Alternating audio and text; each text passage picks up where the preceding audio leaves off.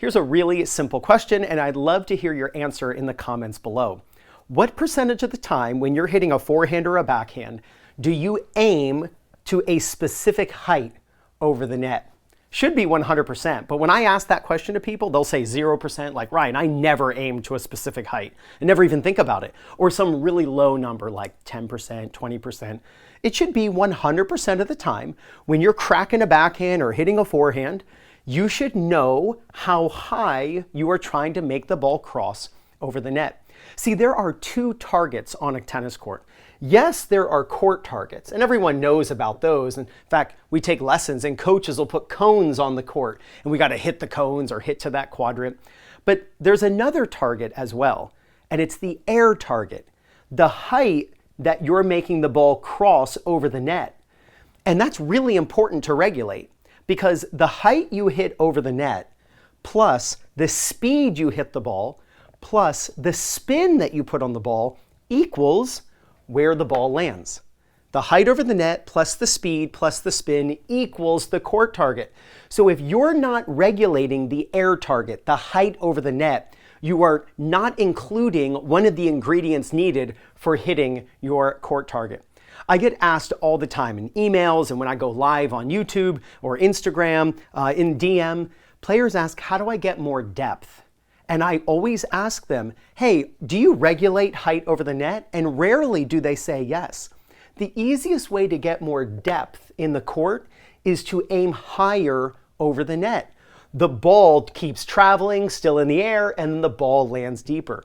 And depth is so important because depth is the number one way to force an error from your opponent. It's not hitting it away from them. It's not spin on the ball. It's not crushing it.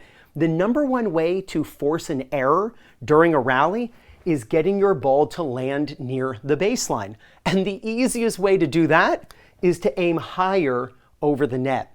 So here's a drill that you could do with a friend. If you're a coach, do this with your students. Get a helium balloon on a nice long string. Tie the helium balloon to the net and just have it float above the net. Have the balloon floating, and you'll be surprised how high over the net you can actually make it float and the ball still goes in. And have the players, if you're a coach, and for yourself with your friends, have the two players rally, and with a balloon that's 5, 6, even 7 feet over the net, so 10 feet off the ground, 7 feet over the net, try to hit the balloon. Two things you'll notice when you do this. First, you never hit the net because now all of a sudden you have an air target that's well above the net. So you instantly eliminate the most common error, which is hitting the net. But all of a sudden now the ball lands back near the baseline because you're letting the air target give you the depth of the court target. So practice this. Understand that the air target is one of the two most important targets on the court. Do not ignore it. Start hitting higher over the net and you're going to get the depth you're looking for.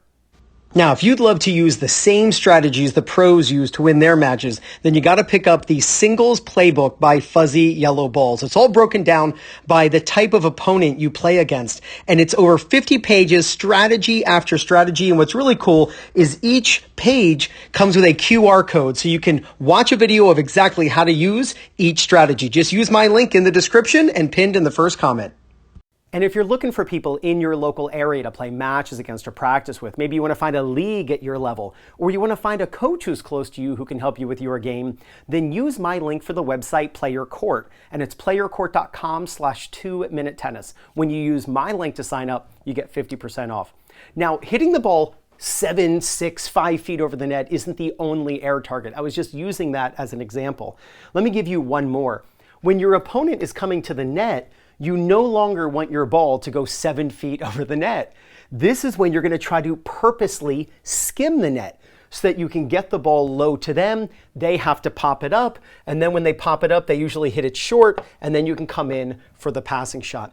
Regulate the height over the net, giving you the court target that you need to help you gain confidence, win more matches, and play much better tennis. This is Ryan Reedy from 2minutetennis.net. You got this.